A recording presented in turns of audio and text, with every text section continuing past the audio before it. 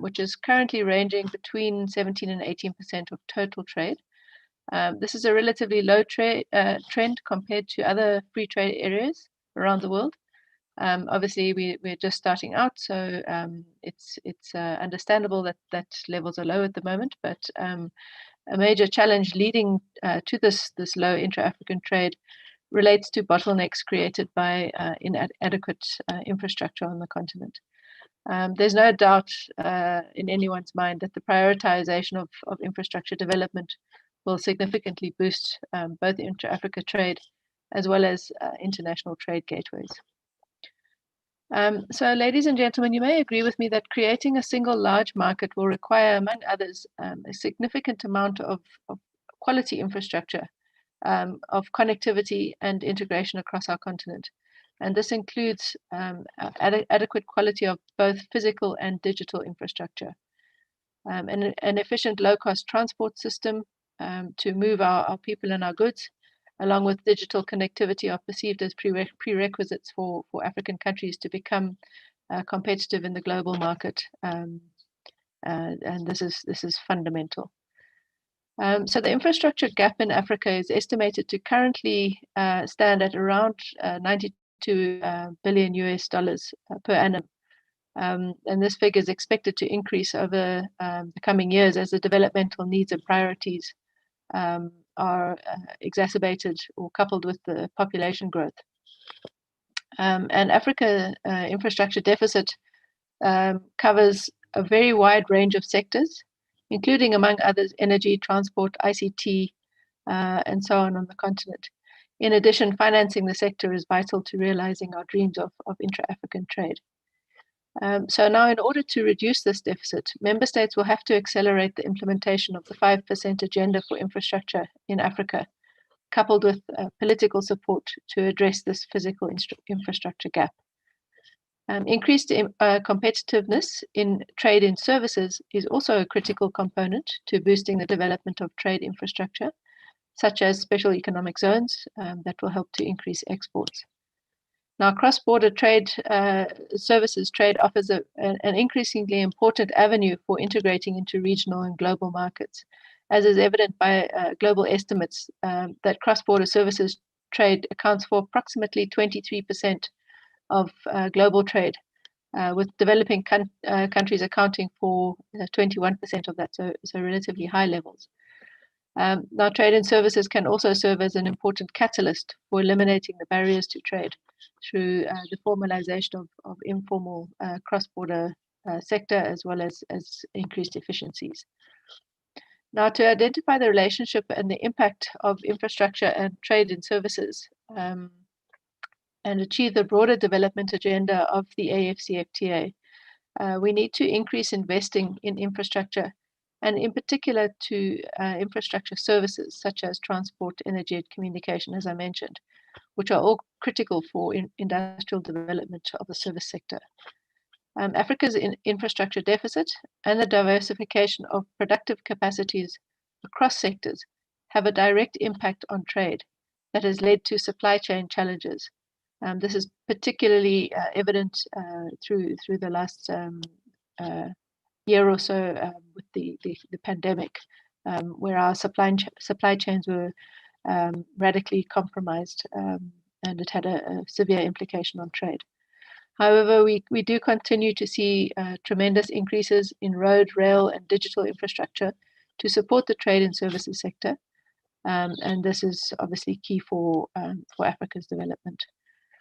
Now, due to the pandemic, the digital economy demonstrated its reliability as a sector, as a standalone sector in Africa, and it continues to have a fundamental role in terms of the resilience of our economies in the new normal, as we have come to know, how the e-commerce has contributed to economic growth, not only in Africa, but through the whole world.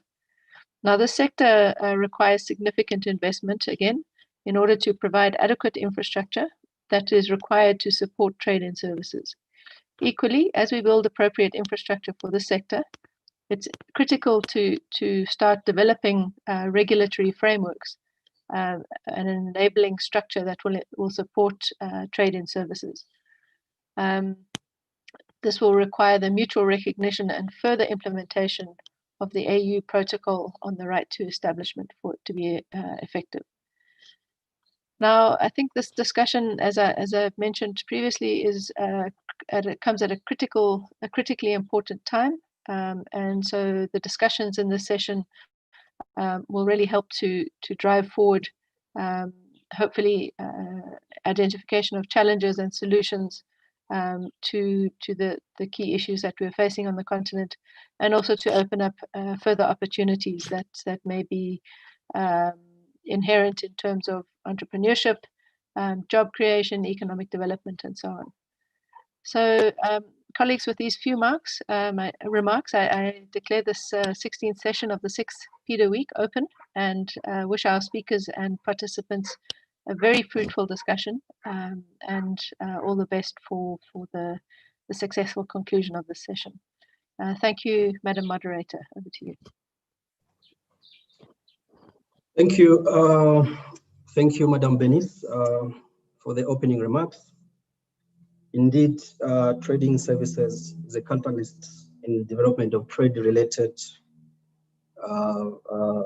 transactions, and there's definitely need to invest in infrastructure, especially in the areas of ICT, in order for our supply chains not to be compromised, as we have seen during the pandemic. And supporting infrastructure is key for trading services in that regard. Definitely e-commerce has contributed and during the pandemic, and I think we definitely wish to see more in terms of investment in that area. So regulatory frameworks are also very important, and these are just some few key takeaways which I've picked from the opening remarks, and thank you so much for that. At this juncture, allow me to introduce our moderator, who is going to take us through this exciting panel discussion on understanding the progress, on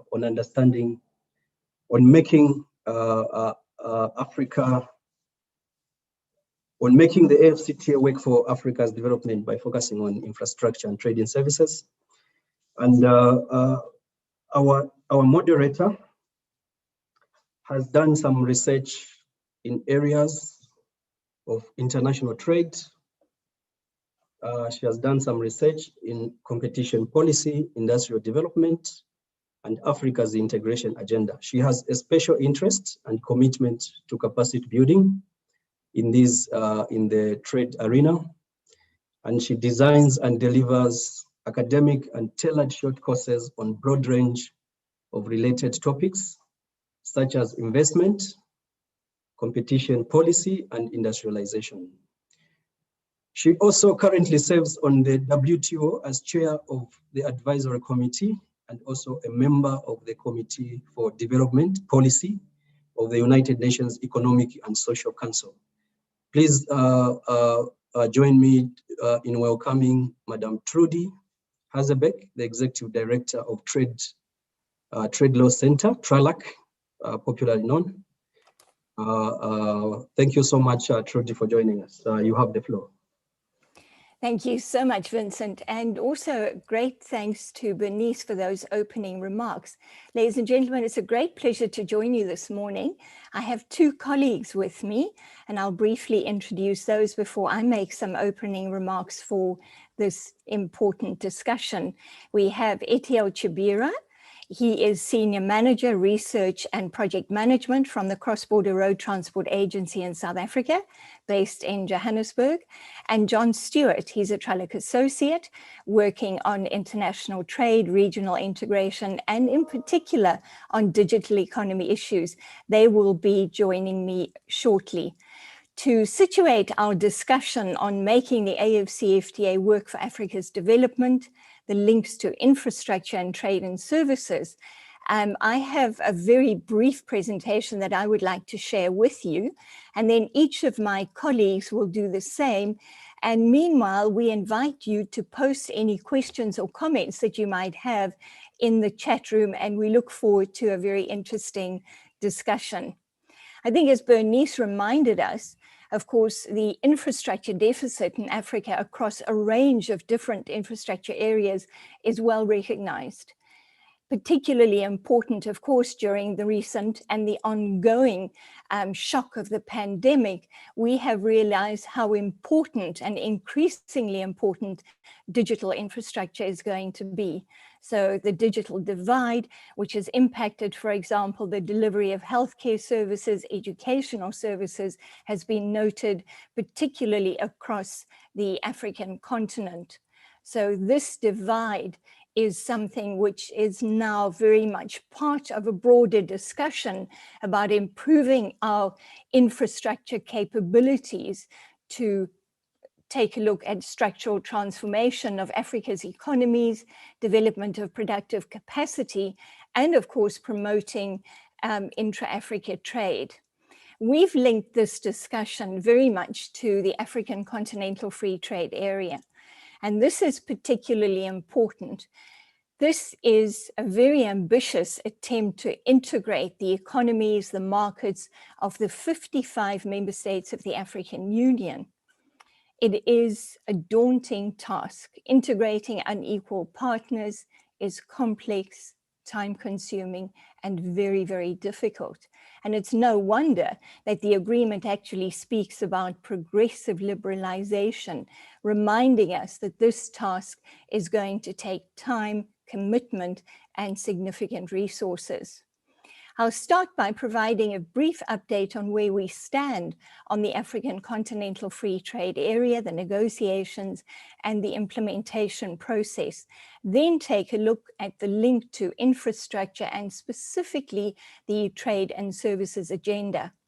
I'd like to remind us all at the outset that, of course, the African Continental Free Trade Area is indeed a free trade area, but it has a second life. It is also one of the African Union's flagship projects. And it is in this context that the nexus between the AfCFTA infrastructure development and the trade and services agenda becomes particularly significant. So this is the area that we'll focus quite a bit on in our discussion. Just a reminder, of course, that negotiations are still ongoing to conclude the African Continental Free Trade Area agenda. Phase 1 of the negotiations covers trade in goods and trade in services. The launch of trade on the 1st of January, to which Bernice and Vincent have alluded earlier on, refers to trade in goods. And this follows a decision by the 13th extraordinary session of the Assembly of the African Union on the African Continental Free Trade Area in December last year. Our heads of state adopted a decision that trade should be launched. Trade in goods should start on the 1st of January. However, we are reminded, of course, that negotiations on the 2 minimum requirements for a free trade area, preferential rules of origin and tariff concessions, are not yet complete. So what we have is indeed an interim arrangement. This is not provisional implementation of an agreement that is complete, but it is an interim arrangement while we continue with negotiations of these important issues. Decision has been made that by mid-year this year, we hope to complete the negotiations on tariff concessions and rules of origin.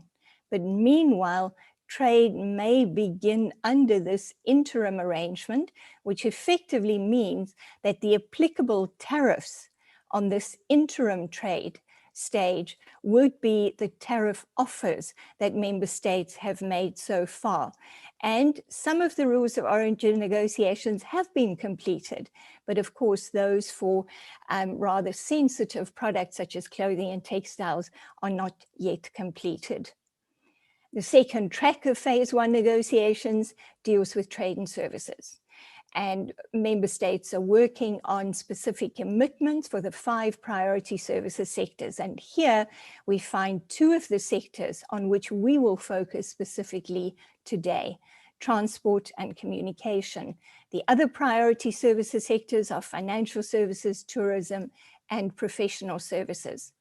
We hope also to begin in earnest. Some tentative beginnings and start of the process have already been undertaken for some of the phase 2 negotiations, but we will be in earnest negotiating protocols on competition, investment, intellectual property rights, and e-commerce is added to this agenda as well. As Bernice has noted, this is particularly important. So this is just a reminder of the structure, the architecture of the African Continental Free Trade Agreement.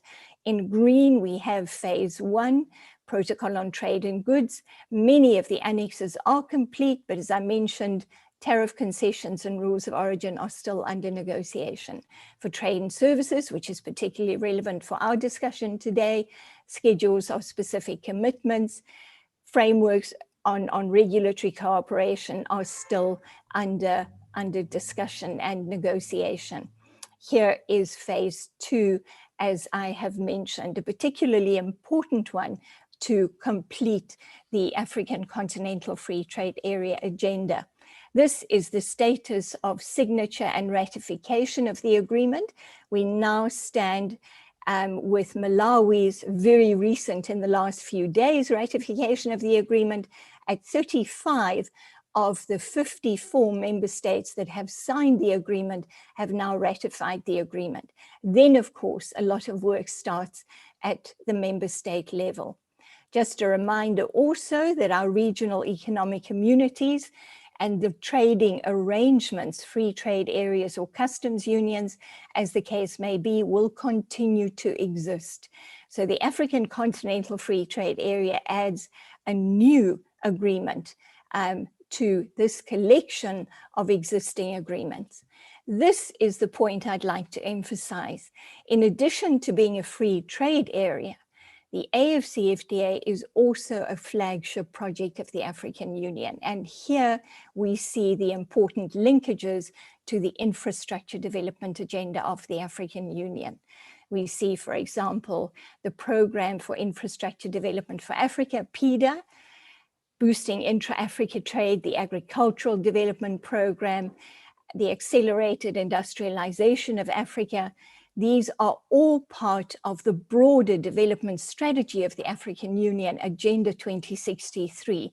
So this is where we find important synergy between the African Continental Free Trade Area Agreement and the infrastructure development agenda. And I think that's extremely important to keep in mind. Just a bit of a reality check, and I think as Bernice and Vincent have reminded us, it is absolutely critical that we recognize the important challenges associated with integrating 55 unequal member states of the African Union. The only one that has not signed the AfCFTA is, of course, Eritrea, but there is certainly hope that that will happen fairly soon. We are also reminded that 33 of the world's 47 least developed countries are in Africa. 16 African countries are landlocked. And if we look at the list, then of course, most are least developed countries. All of these realities of our continent mean that infrastructure, connectivity, and increasingly taking a look at the importance of regulatory cooperation, reform, and harmonization should be absolute priorities for Africa's development, but they are also particularly important in the context of the African Continental Free Trade Area agenda.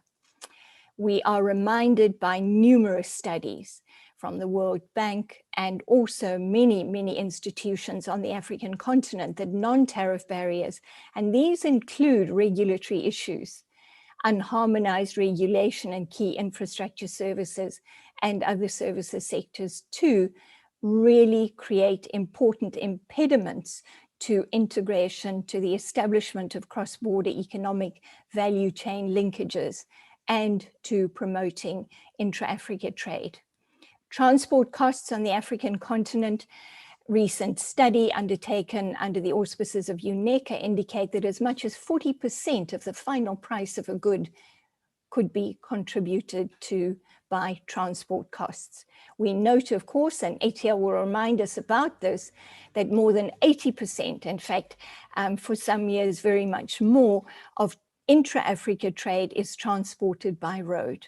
This makes transit, road transport, what happens at border posts particularly important in terms of improving competitiveness, and poor connectivity in terms of road infrastructure certainly adds significantly to eroding our efficiency and competitiveness.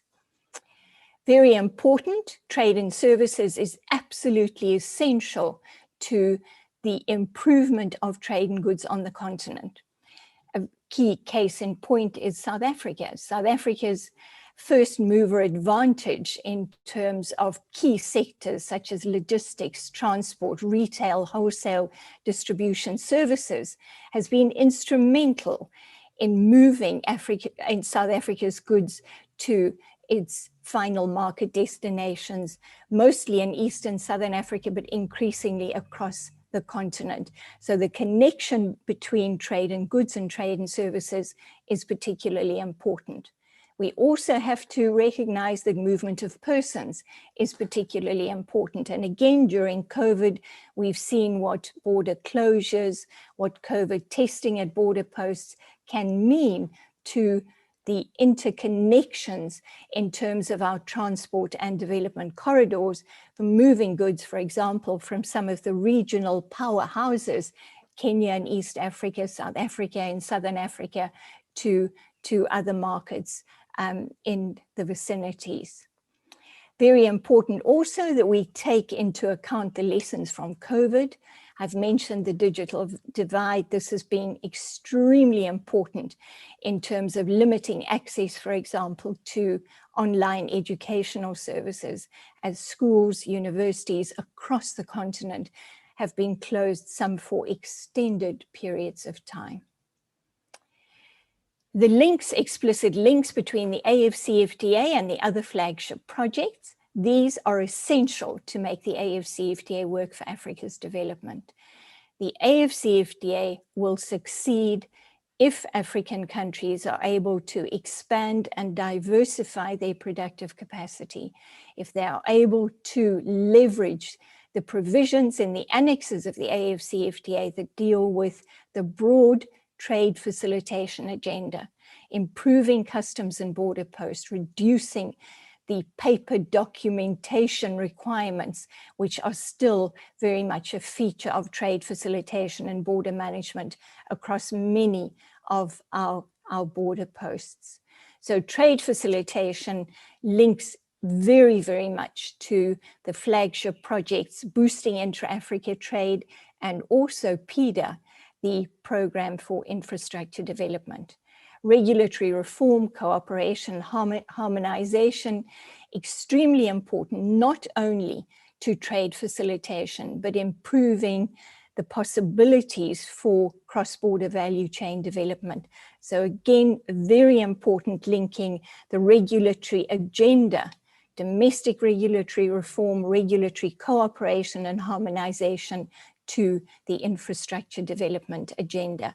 Developing infrastructure, investment in infrastructure is absolutely essential, but it's not enough. Necessary, but not sufficient. Looking, as Bernice has reminded us, at regulation is absolutely critical. I've mentioned the imperative of productive capacity development for African countries. We have to diversify our productive base. And this is important both in terms of promoting intra-Africa trade, but also in terms of changing the dynamics of our engagement with global trade partners. And that's extremely important because the AfCFTA is also very much about an opportunity for improving the terms and what we trade with our global trade partners. I think that's extremely important to keep in mind. Regulatory improvements, trade facilitation improvements have a multiplier effect, not only improving economic and market conditions on the continent, but in terms of Africa's position in the global economy. So these are some of the issues that we will be discussing today. In the interest of time, I'm going to cut this short. We're very happy to share all of our PowerPoint presentations with you, and to hand over to our two colleagues here. This, I think, is just as a segue into our discussion on communication services, ICT, a reminder about the price of mobile internet. Although this goes back to 2019, the picture has not changed significantly. So, colleagues, with those opening remarks setting the scene, it's my great pleasure to hand over to Etiel, who is an expert on transport, cross-border road transport regulation. He's recently written a very good paper for us at TRELAC, and we're happy to share that with you. Etiel, thank you so much. You have 10 to 15 minutes. Thank you.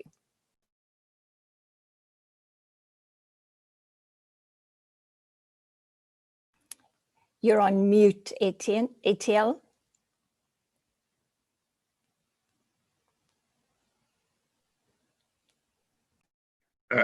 Thank you, Trudy, and thank you for the introductions. Just to confirm if I'm now audible. Yes, thanks, Etiel. Thank you. So just to begin with, for those that are not familiar with my organization, I work for an institution called Cross-Border Road Transport Agents, which is a regulatory authority. We are situated in South Africa. Our work revolves around implementation of regulatory instruments that pertains to cross-border road transportation, facilitation of trade by road between our country and the rest of SADC countries. We regulate cross-border road transport movements. We address bottlenecks that obtains in corridors that impedes seamless cross-border operations, amongst other things. Also, in the interest of time, I will focus on the crux of my presentation today, which is outlined.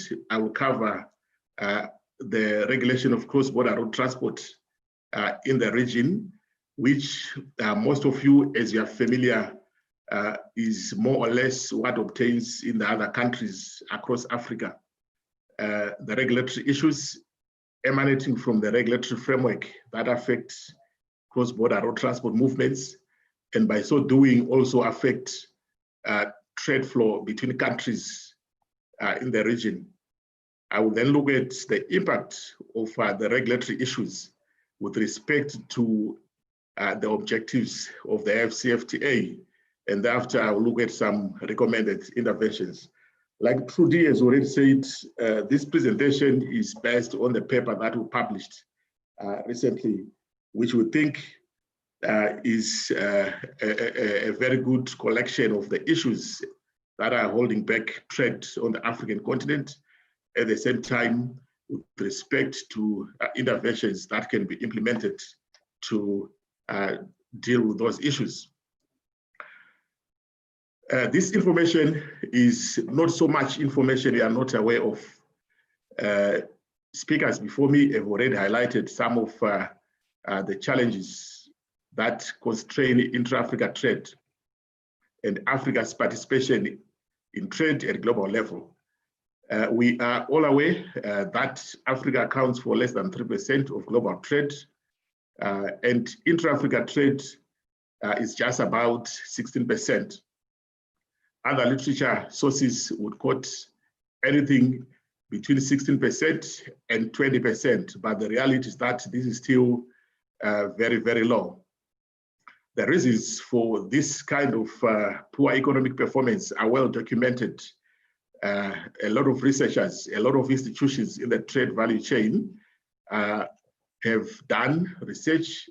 They all point to the fact that there is limited diversification in terms of productive capacity issues pertaining to inadequate infrastructure, the fragmentation in the regulatory space as it pertains to the policies, as well as the regulations that member states have implemented or that regional economic communities have implemented. Road transport carries over 8% of the trade traffic that obtains on the continent. And in this regard, it plays a critical role of facilitating trade, and definitely it's an indispensable input to international trade and cooperation between countries on the continent, but also the trade that the continent does with other continents, other regions. We are also aware that 16 of the 55 African countries are landlocked, and road transport is of critical importance to their participation in any trade-related activity. To these countries, the fact that they're landlocked is not just a limitation in terms of access to maritime resources, but indeed their participation in terms of international trade, international commerce, which again is a key determinant to the extent to which they can drive their domestic economic growth, their domestic economic development. To be competitive, Africa must be able to move goods within the continent to and from other regions, either at the same speed or even better than what those regions are able to do. The constant quality of transport services is of critical importance in this regard, and it also determines the competitiveness of the region. And like the previous speaker has already mentioned, it's an outcome of the quality of hard and soft infrastructure, which is where issues such as the policies, the regulations, the legislation, the standards all come into effect. Yes, hard infrastructure is important, but as things stand on our continent, the biggest challenge affecting cross-border road transport operations and indeed intra-Africa trade would seem to be the regulatory fragmentation between trading partners. We might have good infrastructure, we might have good roads, all surface roads to the right capacity, but as long as we have this fragmentation in terms of the rules, the regulations, the standards, that those that move the goods between our countries are subjected to, then we are not likely to make significant progress in that respect. The AfCFTA presents a significant opportunity for Africa.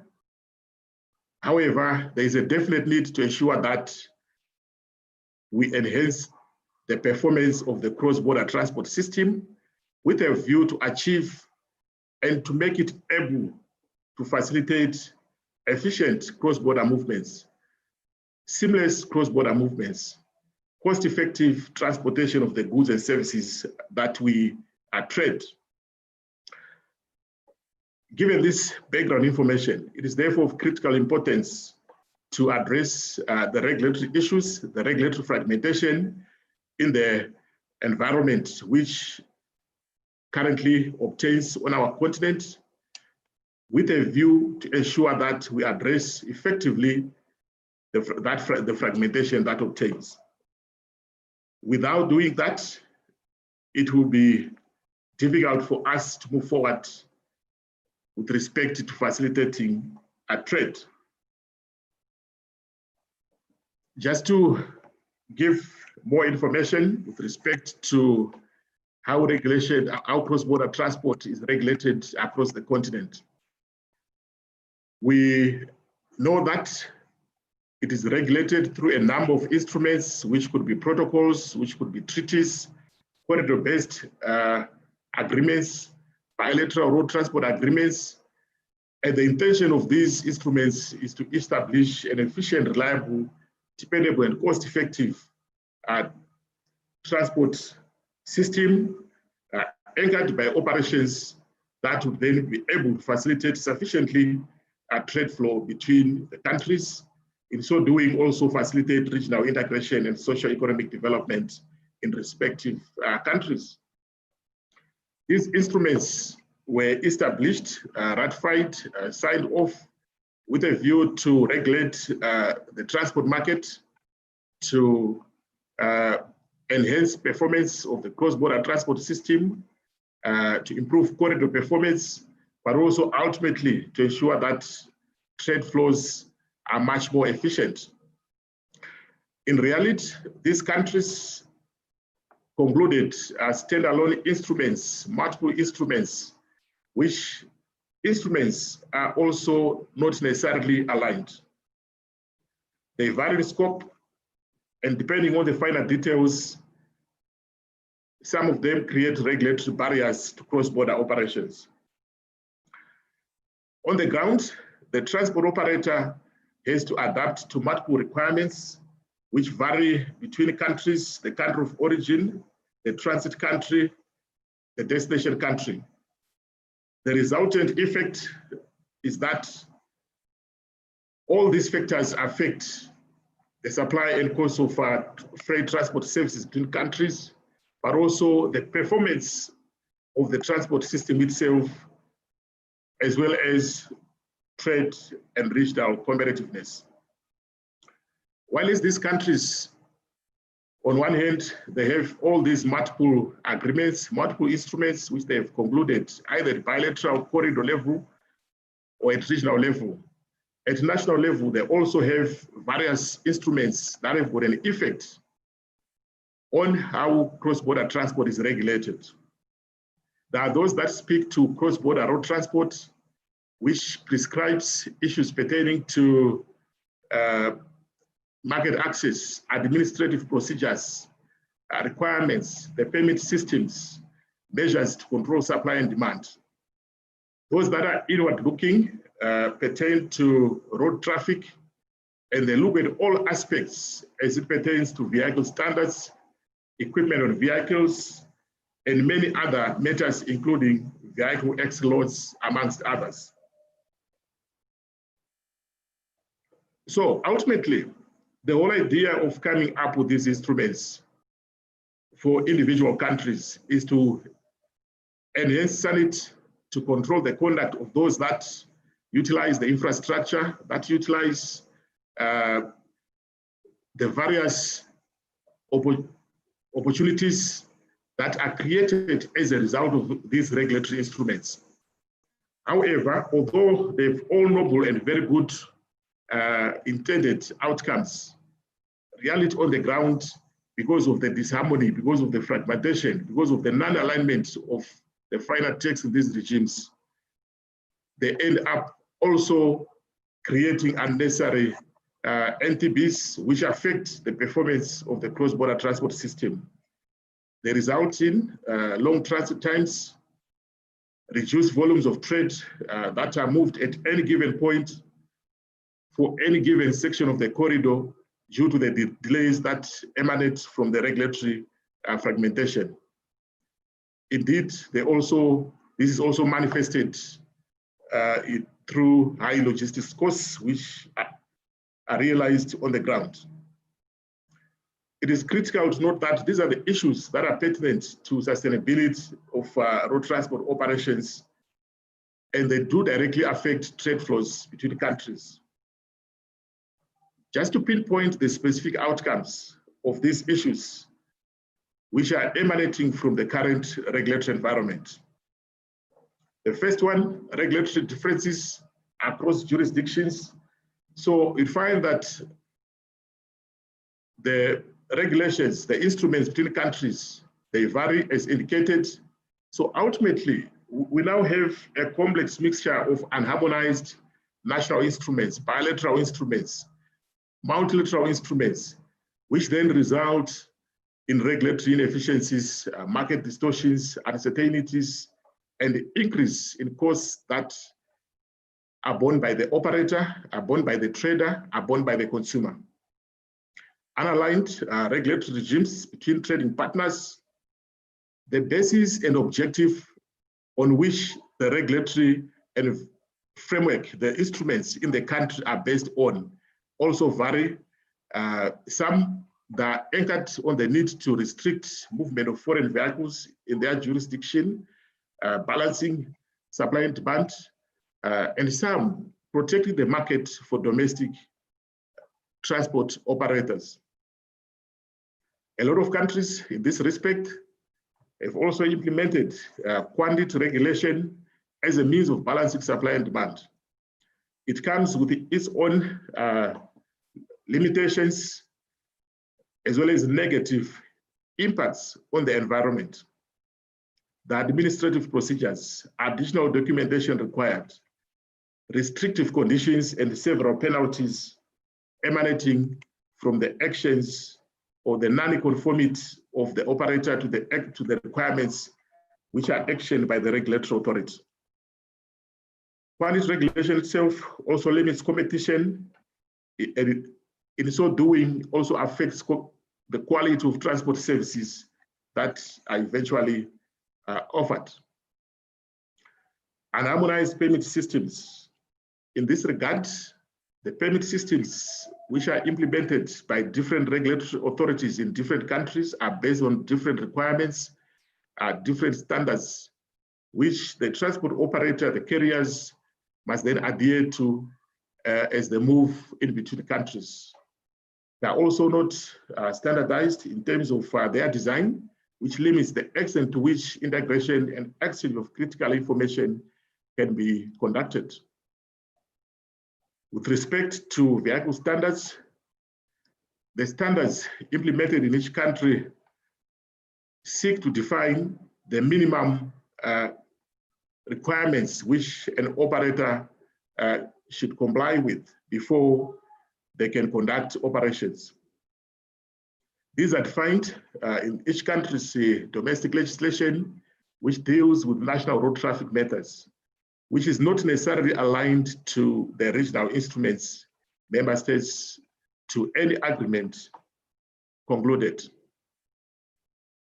Issues pertaining to vehicle X loads, you also find that on the ground, different countries implementing different requirements on axle, the steering wheel, the axle unit, and etc. They have also implemented different tolerance levels on the maximum permissible mass of a vehicle.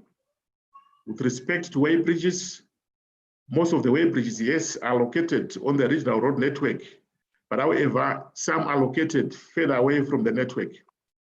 The weighing devices, the systems which are used in these weight bridges are of different standards. Rarely are they synchronized, and sometimes they're also not properly calibrated. In terms of equipment on vehicles, there are also different standards. In terms of law enforcement operations, you'd find out that on the ground, operations are conducted with a view to, of course, enforce legislation, but in some countries, there are no standard operating procedures that guides the web of law enforcement deployments, where to deploy, how to deploy, how to collaborate with various other enforcement authorities who also happen to have a mandate in the same environment. So we end up having inspection checkpoints which are not coordinated. And I'm sure you can assume, you can guess the impact of that as it pertains to duplications, as it pertains to unnecessary delays. And we know that a delay in terms of a track movement has an impact in terms of trade flow. Just to summarize the impact of these regulatory issues, there is creation of a blend of fragmented regulatory approaches, unaligned regulatory instruments, which both affect cross-border transport movement as well as efficiency of trade.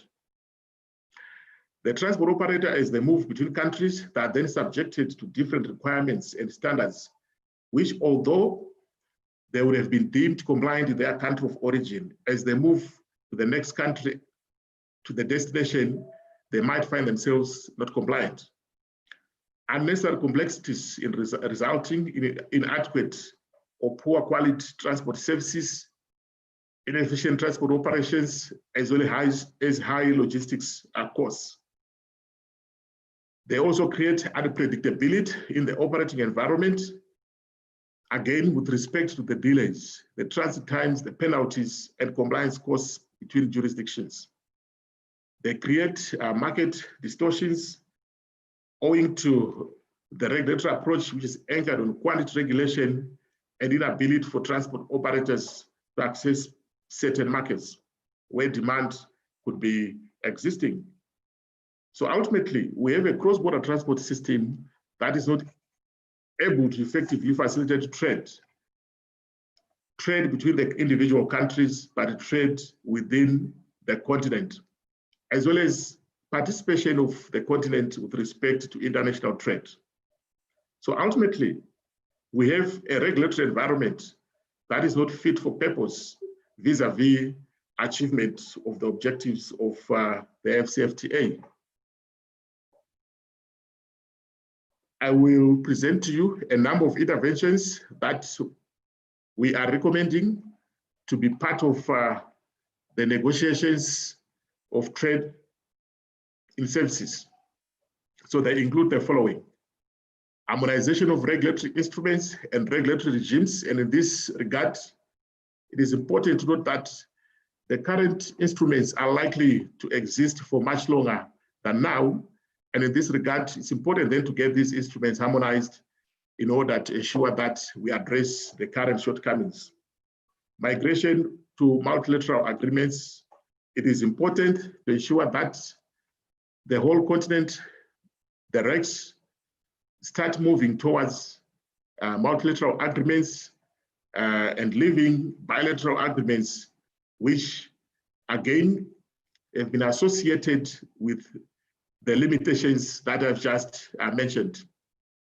As the continent moves towards multilateral agreements on road transport, they must be anchored on harmonized regulatory standards.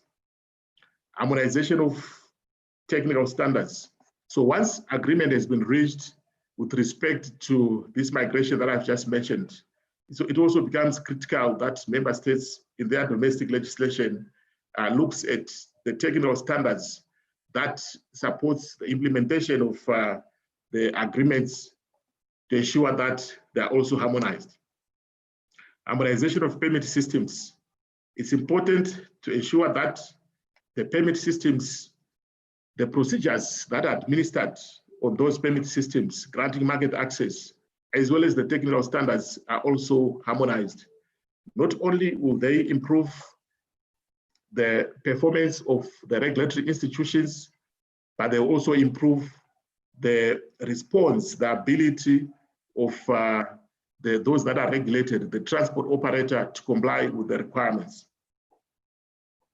Migrating to qualitative regulation, of course, I've mentioned the benefits associated with quality regulation.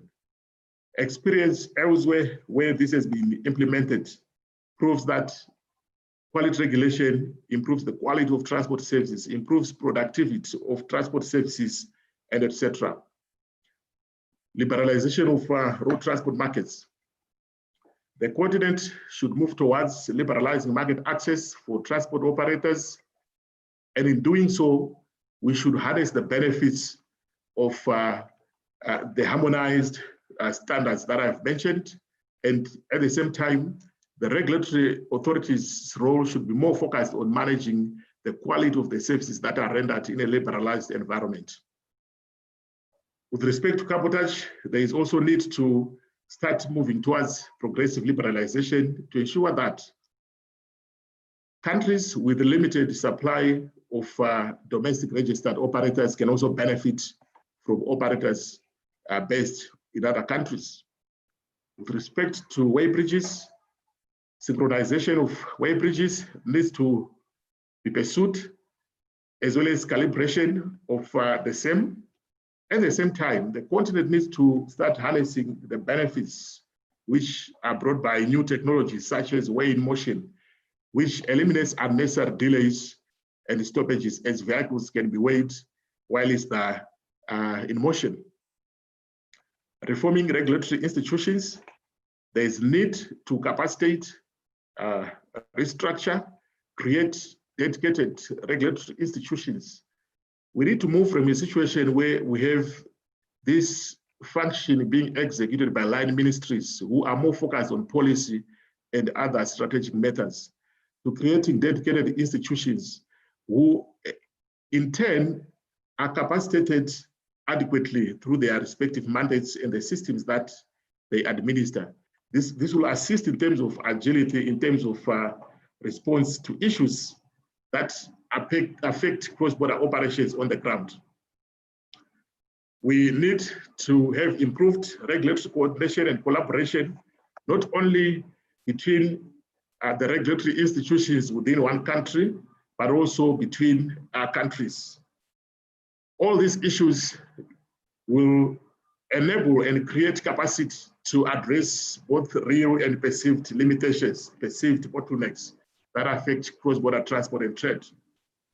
We need to come up with agreed standard operating procedures for law enforcement operations across the continent, so that will create predictability in terms of that which the operator will be subjected to as they move between countries. Not only will this eliminate inefficiencies, duplications, illegal checkpoints, and other unwelcome matters that obtain in corridors, it will also ensure that we establish and promote a pro-trade facilitation approach with respect to law enforcement operations. The need for monitoring structures, we need to establish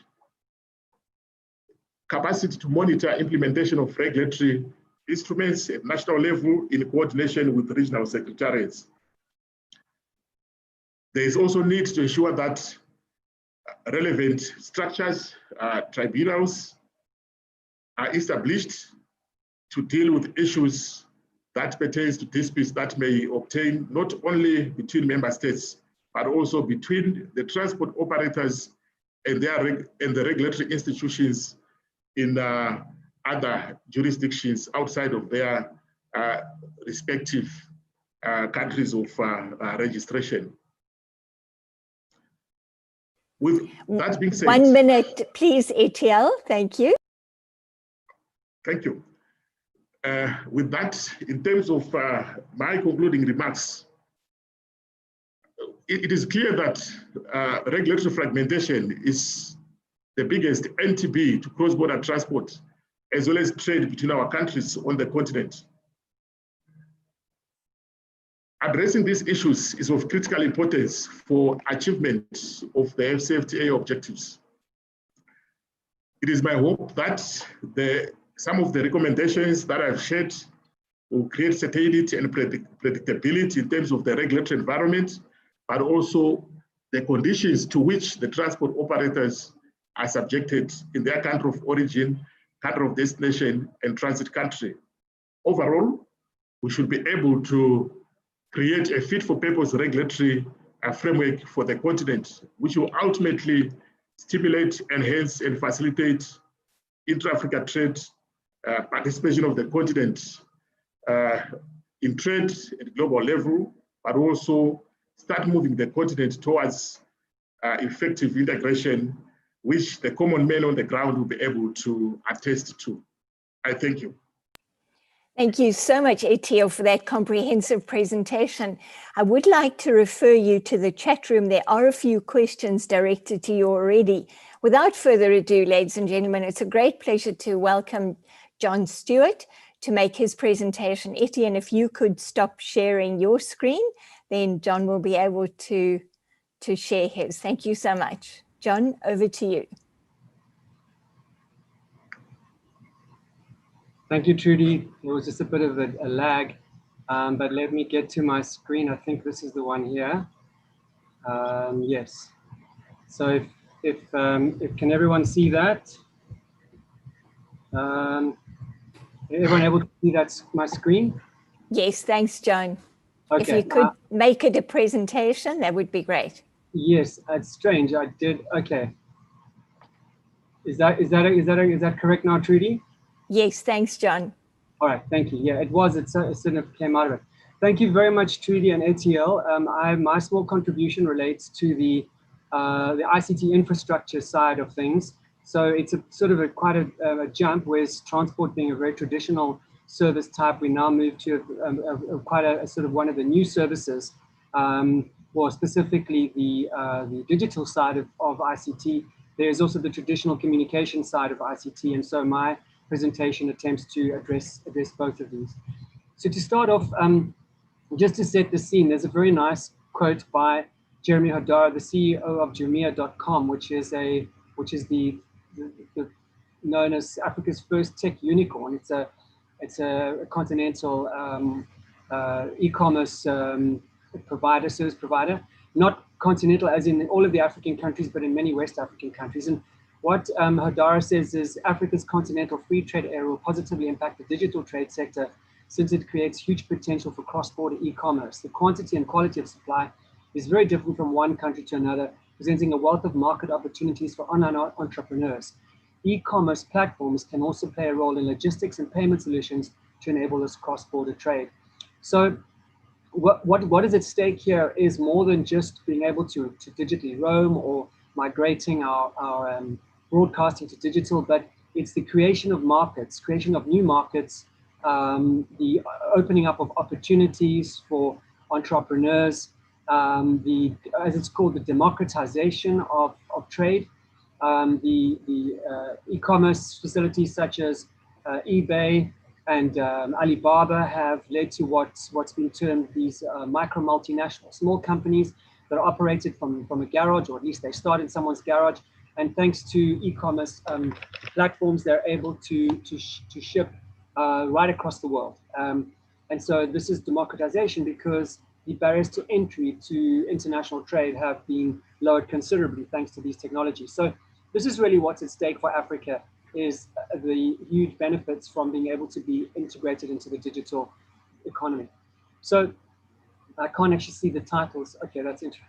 The digital economy, therefore, is the economy.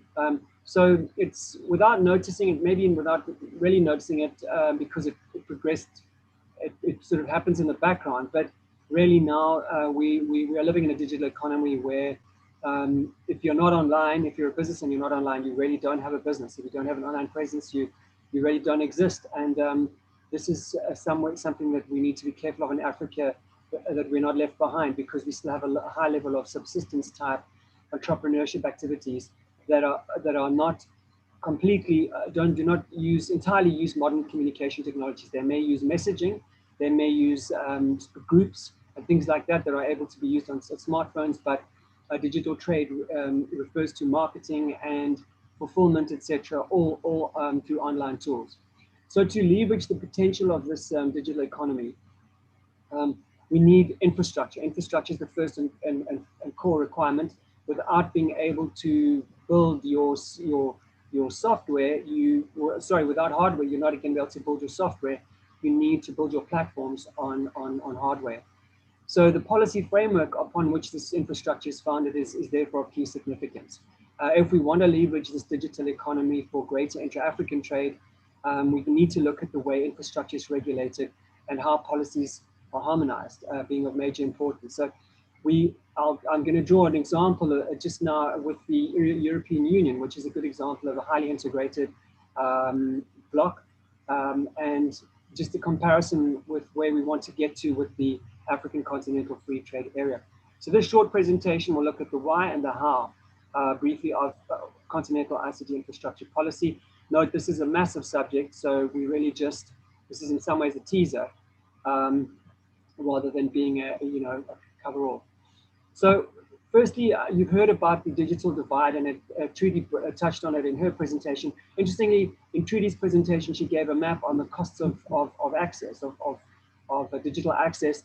And we noticed that, I noticed that the DRC was one of the lowest cost countries, but that belies the accessibility in terms of the availability of broadband. So there's that expression, it's nice work if you can get it.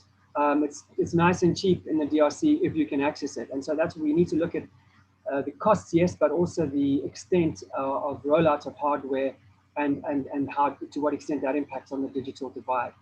In Africa, we have landlocked countries, and they have additional access issues because they're not directly connected to the undersea cables that connect us to the Western world and the Eastern world.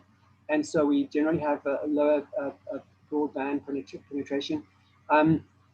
The cost of broadband is related to the expensive infrastructure and as well as the cost and availability of finance. So this is critical here, finance and investment. And so investment policy is a tangential issue, but an important one to infrastructure when it comes to ICT, because these you get these markets tend to be oligopolized because you have high infrastructure costs, have very high initial layouts, and only a very large company with large pockets is able to do that. And this relates to our policies, because if we want cheap access, we're going to have to tolerate in Africa probably just a few service providers, which we then will need to regulate to ensure that they don't charge excessive economic rents.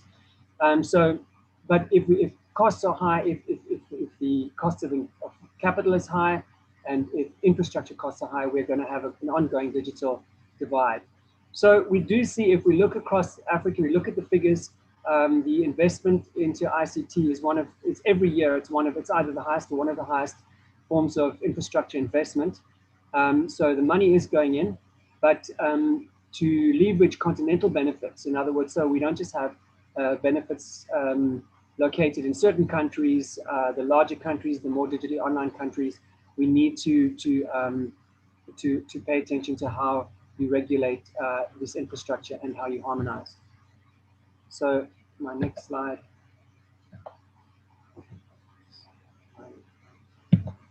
Right. So what are the focus areas for ICT infrastructure regulation?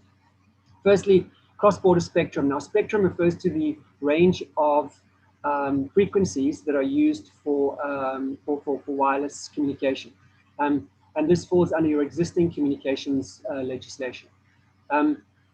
So that's the focus area would be the existing communication regulations, which pretty much all countries have in place.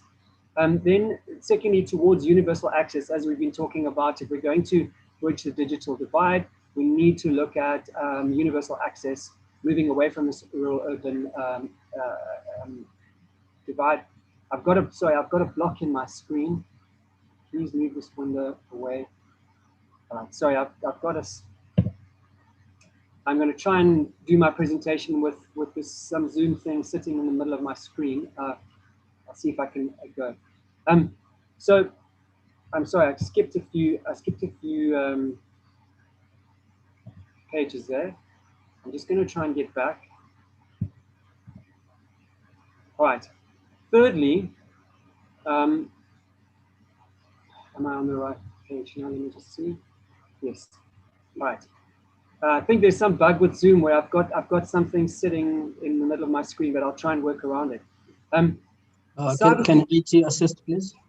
Okay, now there's something that says please move this window. I have no idea.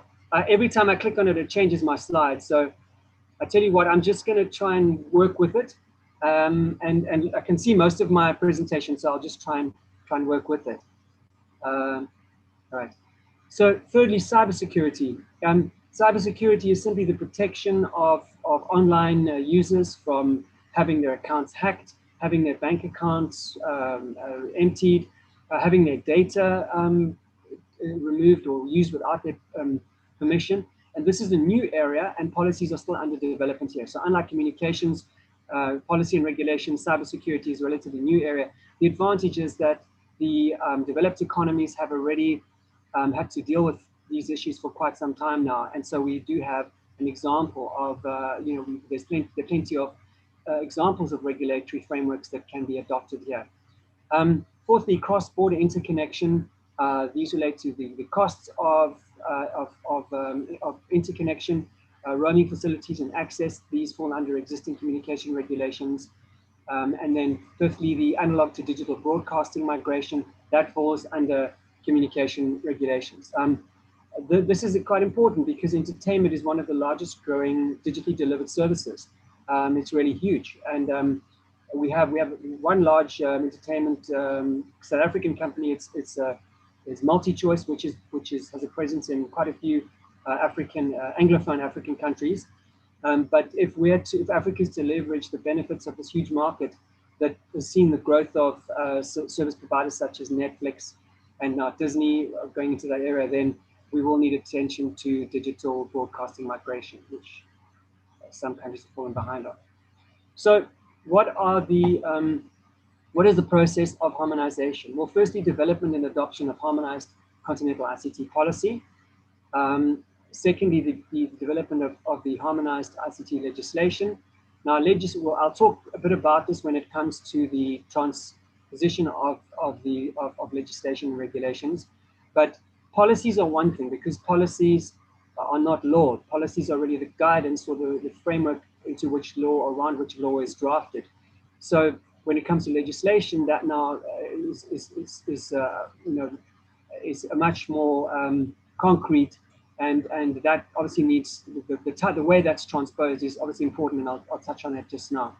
And then the development and adoption of harmonized continental regulatory guidelines. So then regulations are the letter of the law, to coin a term.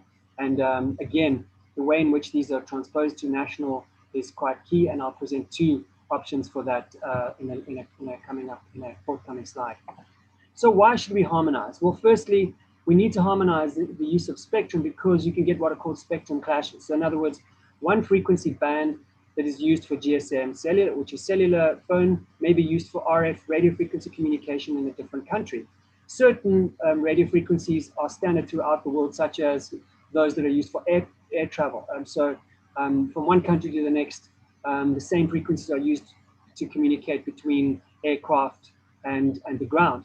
So those obviously can't be clashed. But besides that, national communication authorities have the power to allocate spectrum to other uses, and harmonization is required to make sure that to have things like international roaming or continental roaming, we do not have spectrum in one country that's used for not used for GSM in a different country.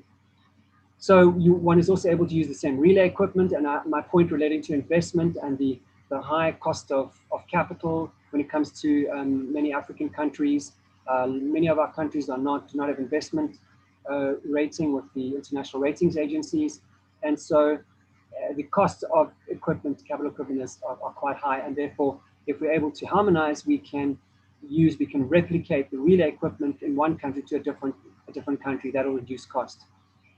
Thirdly, universal access. If we can pool infrastructure and we can give greater access to the landlocked countries, we need to take investment protocols into account as well.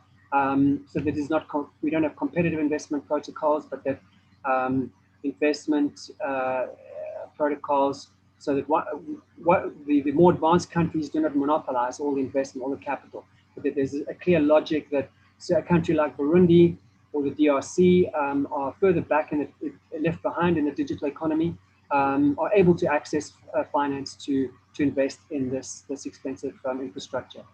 Cross-border interconnection. If you want to boost trade, you require freer cross-border movement of persons. Okay, we know from economic integration theory that movement of persons is critical to movement of goods. We cannot just have integrated goods markets. We also need, to some extent, integrated labor markets and the professional movement of people. And this is even more important in services trade, where you have a higher level of skill required, and you have a smaller pool of specialists that are able to deliver certain skills. So, for example, you have highly skilled engineers based in one country need to be able to easily move across to another country. And so these are all connected. The movement of skilled personnel, the boosting of trade, and the interconnection between cross-border are all connected in terms of increasing economic integration and boosting into African trade.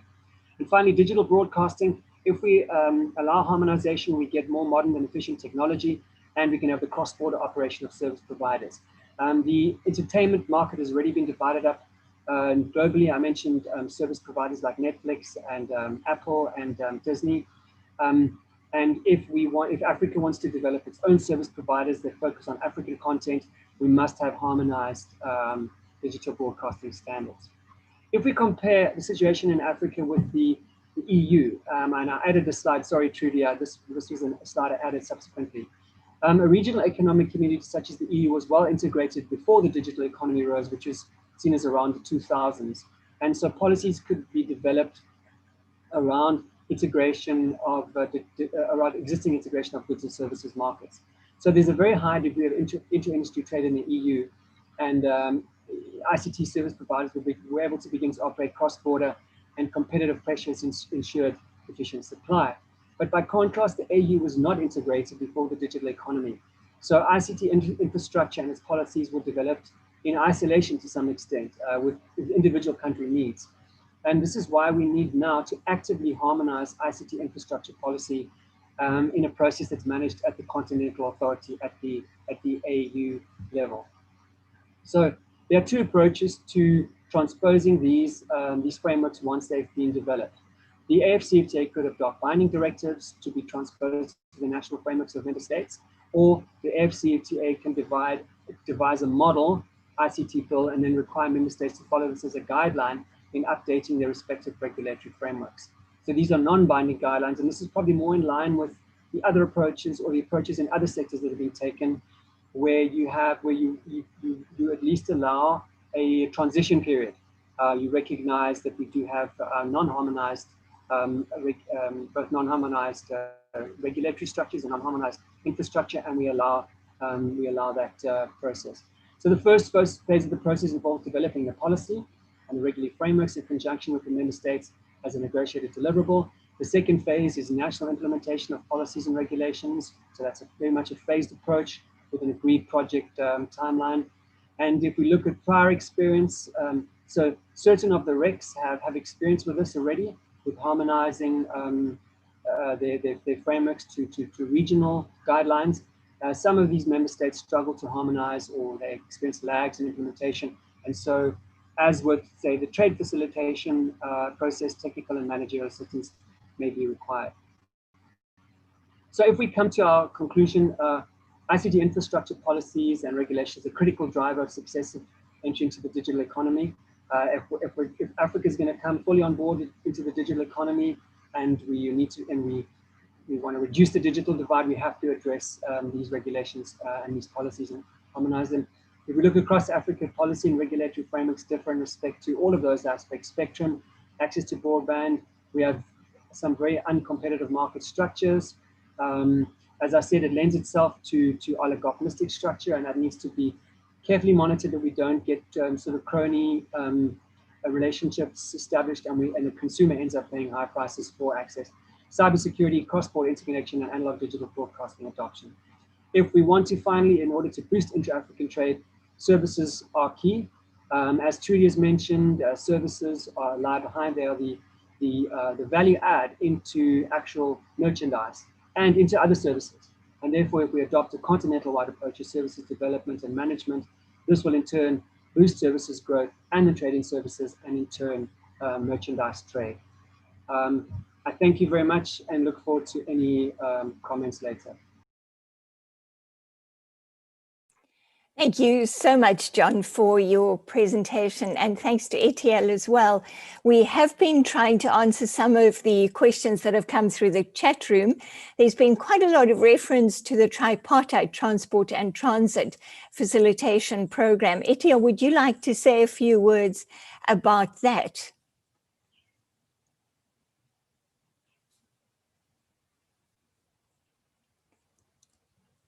Etiel, are you muted?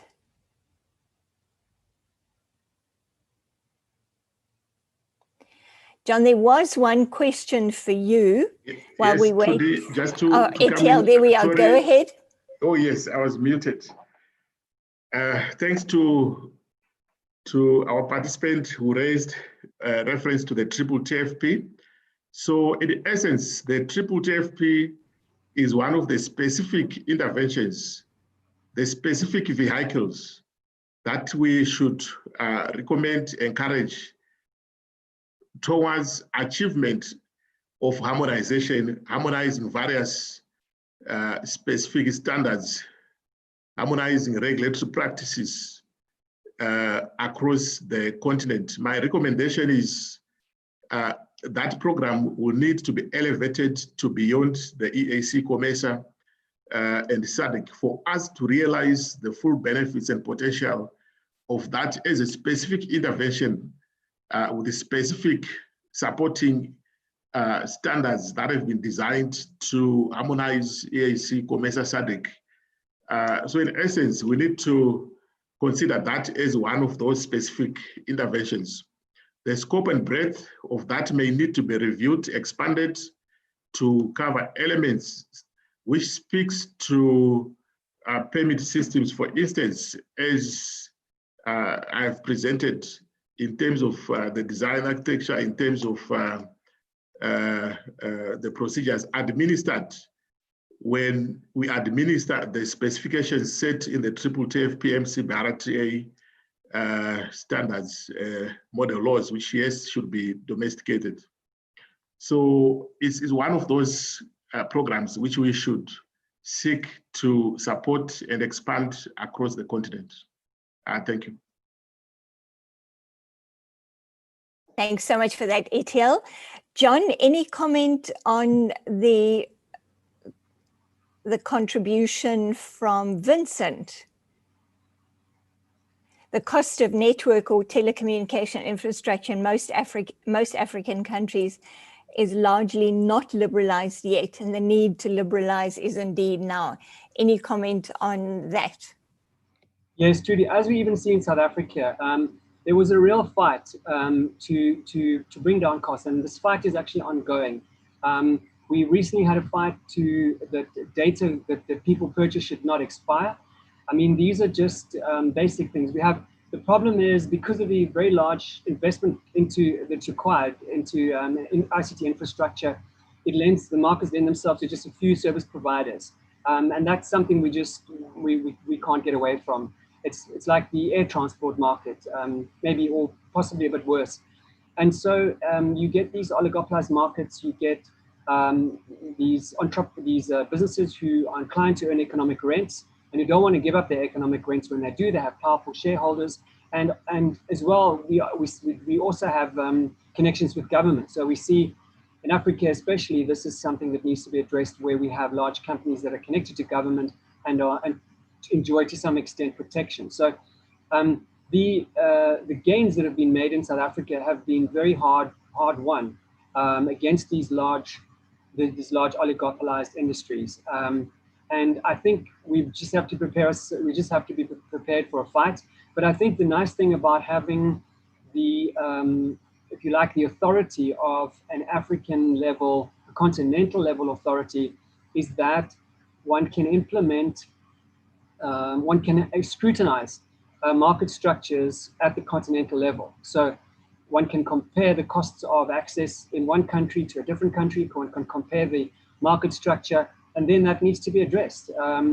Economists, policymakers need to take that into account, and that needs to be addressed so the good thing about having not just an AU, which is a sort of a figurehead of African unity, but an African continental free trade area, is that it really has the economic, if you like,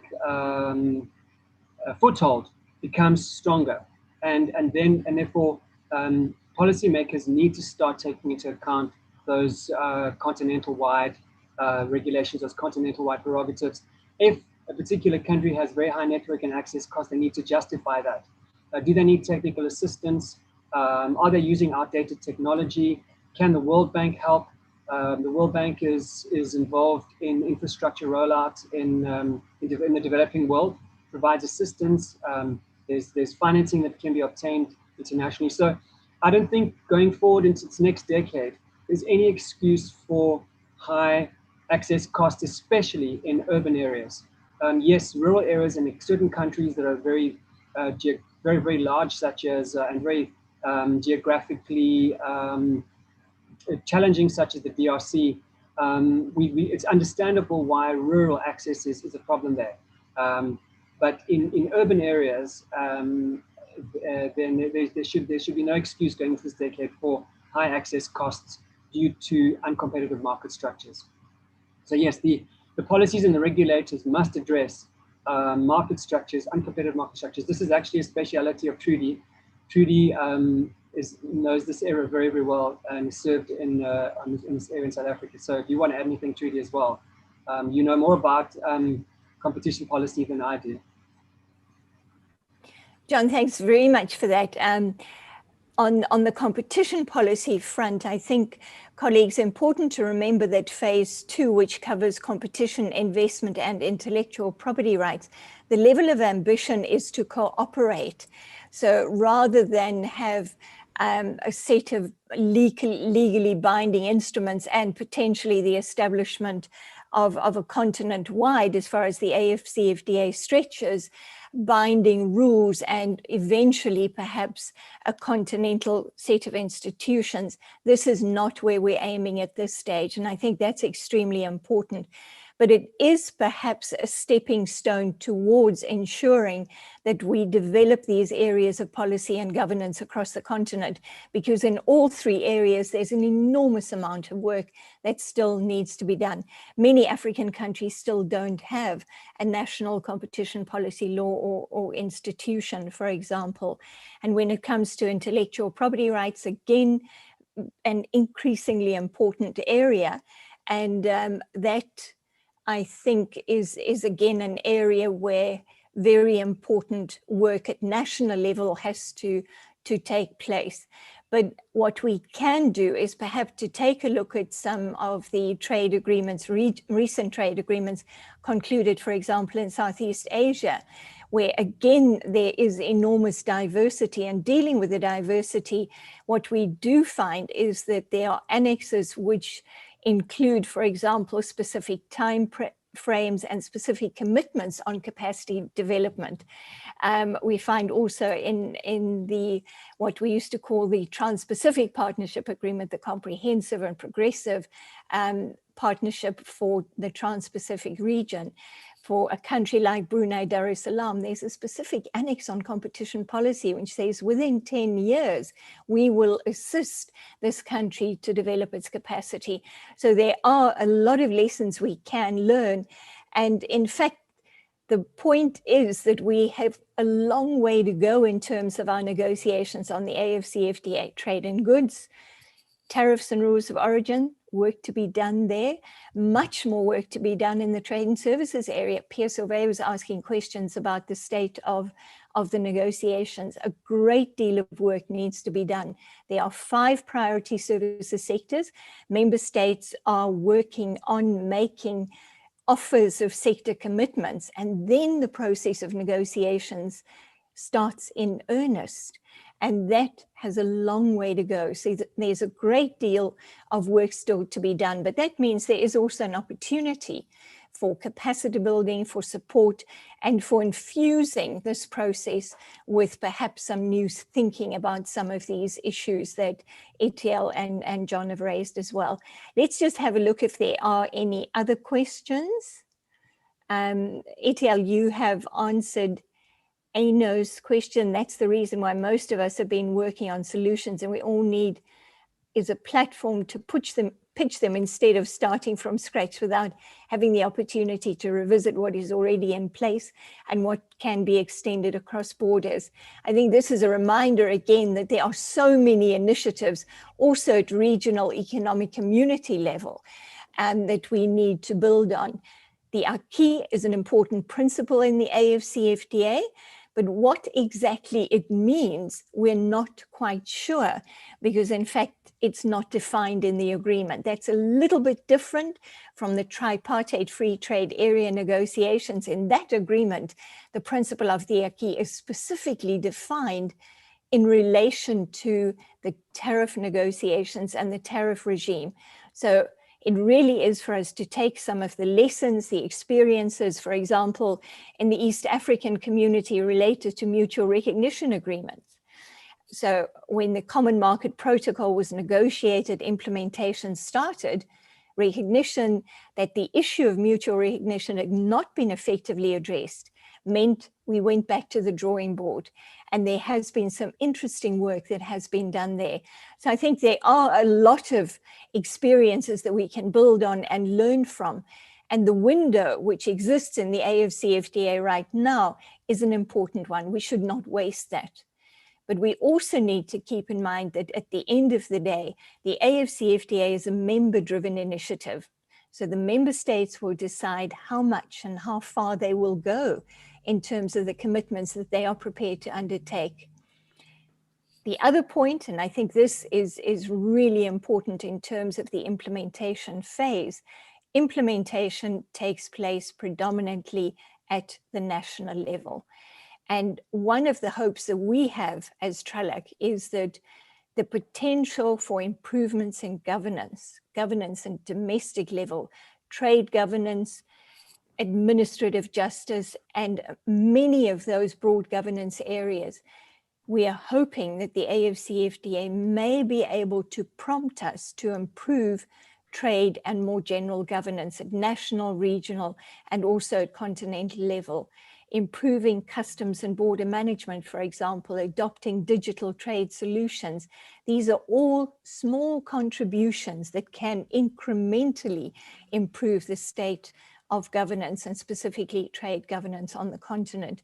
And all of these are essential if the AfCFTA is to work towards Africa's development.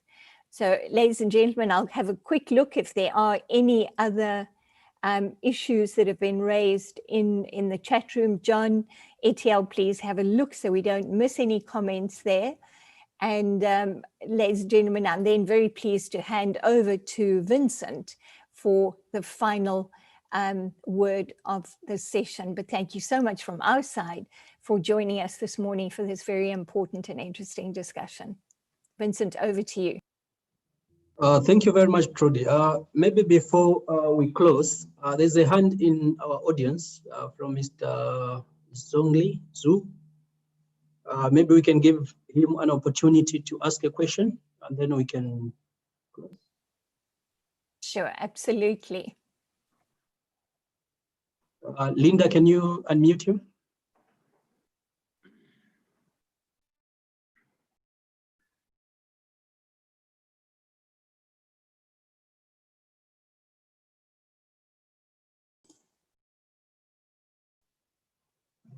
Linda or Ephraim, are you able to unmute Mr. Zhu?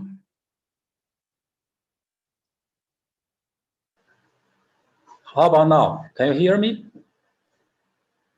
You are clear now. Thank you. Can you hear me now? Yes, we can. Thank you. Please go ahead. Thank you very much. I'm very pleased to attend this conference. I learned a lot. I learned a lot about the AfCFTA and the relationship to PIDA flagship in particular. But when you are listening to your comment, your presentation, I realized we share the similar problems for the fragmentation of rules or regulatories, and we also suffer the physical connectivity across the African continent. You know, I would like to make a specific proposal for your consideration. You know, last November, there's a big and similar FTA has been successfully signed in Asia, which is the RCEP. The full name is the Regional Comprehensive Economic Partnership. It's 10 ASEAN memberships plus China, Korea, Japan, Australia, and New Zealand. You can see it's very diverse of the memberships. There are advanced members like Japan, Korea, Australia, and New Zealand, and there are also LSD members in ASEAN. So you can see they are also suffered consistency, harmonization, but after 8 years, they are successful to get the job done. So now it's the largest FTA across the globe. The GDP could be 25 trillion US dollars. The population covered is 230 million. Is accounting for 30% of the global population. So such diverse and large scale FTA can be successfully achieved after 8 years in negotiation. They also covered competition, intellectual property rights, investment, and e-commerce.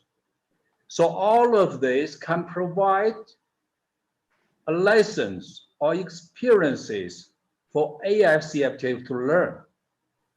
So I think as a Chinese counselor of Chinese mission to AU, I would like to be facilitator to introduce our successful experiences in negotiation in such areas.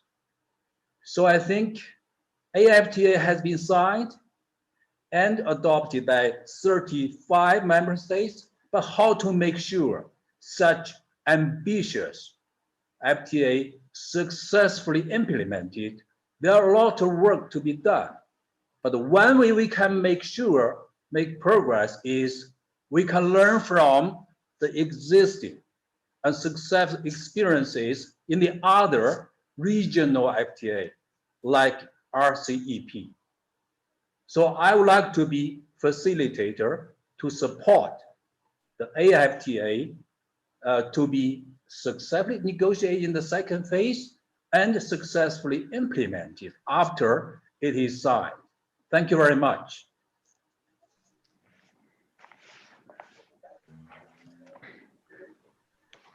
Thank you very much, Mr. Zhu. That's a very welcome offer.